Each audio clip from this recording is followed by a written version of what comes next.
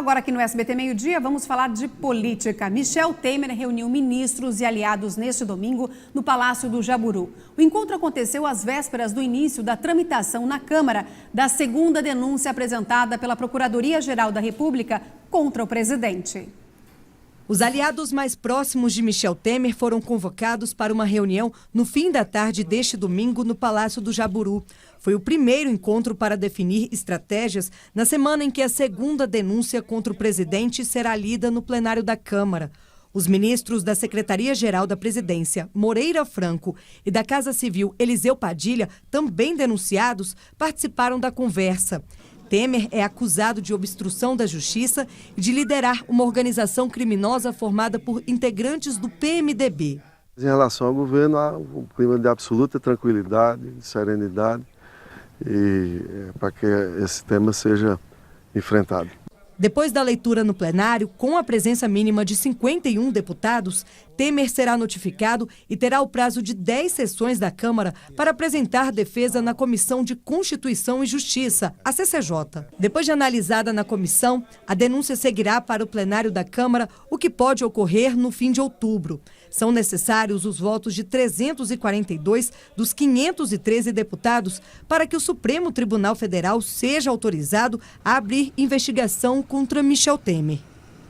Prisma, boa tarde para você. Dele. Segunda denúncia contra o presidente? Já previsível, a chegada na sexta ou na quinta-feira, começa a tramitar hoje. Palácio do Planalto quer resolver essa fatura em 3 semanas, portanto, ali até meados de outubro, não será fácil, a oposição vai querer retardar. Agora o Palácio do Planalto, e essas reuniões aí de final de semana são uma demonstração disso, essas reuniões, de que o Palácio do Planalto quer fatiar a denúncia, desdobrá-la, desvincular o presidente da República dos ministros, Eliseu Padilha e Moreira Franco, os dois mais próximos a ele, que foram também denunciados. Mas por quê fatiar? Sim, porque aqueles parlamentares que têm algo contra os ministros poderiam transferir o voto pela aceitação da denúncia pela presença dos dois. Então a ideia é afastá-los. O presidente é uma denúncia e os 2 ministros são outra denúncia. Essa é a estratégia. Agora, o presidente Michel Temer é muito articulado, tem uma maioria para barrar essa nova denúncia, mas é um governo que está cambaleante, caindo pelas tabelas. Essa que é a grande verdade, porque ao invés de lutar efetivamente para avanços, reformas constitucionais e tudo mais, não, está lutando para se preservar no cargo.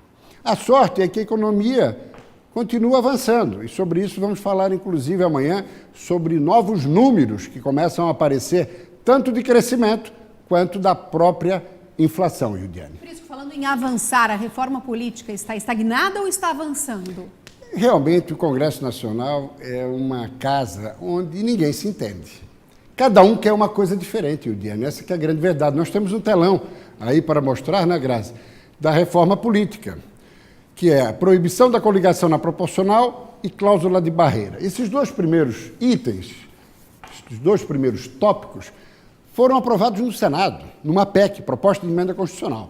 Chegando na Câmara, e se fosse aprovada também essa PEC, retornaria ao Senado por um segundo turno e depois na Câmara no segundo. Mas já complicou tudo, porque na semana passada a Câmara decidiu que tanto a proibição de coligação na proporcional quanto a cláusula de barreira, que quer dizer desempenho do partido para poder ter acesso ao fundo partidário e ao programa eleitoral gratuito de rádio e televisão, a Câmara decidiu diferente. Não 2018, mas só 2020. O Senado aprovou 18. Ou seja, se ficar confirmado isso na segunda votação agora na Câmara, tem que voltar para o Senado, para depois voltar para a Câmara de novo. O problema é que nós temos só 2 semanas. As mudanças precisam ser feitas 1 ano antes das eleições, 7 de outubro lá, aqui, dessa vez, 6 de outubro. Com relação ao fundo eleitoral, e eu enfatizei fundo partidário, são coisas distintas. Fundo partidário é para manter os partidos ao longo dos 4 anos. Fundo eleitoral é para bancar a campanha eleitoral.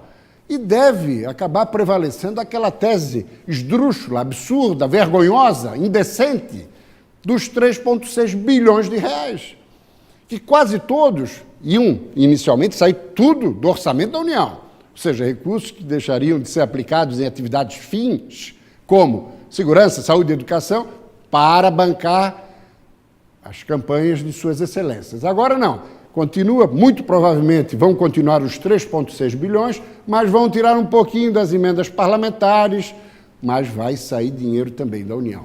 Ou seja, passamos a ter dois fundos, o fundo partidário e o fundo eleitoral. Isso definitivamente, Udiane, é uma vergonha e isso faz com que a classe política tenha a sua credibilidade cada vez mais em baixa perante a opinião pública brasileira. Por isso, obrigada. Ok? Falamos amanhã.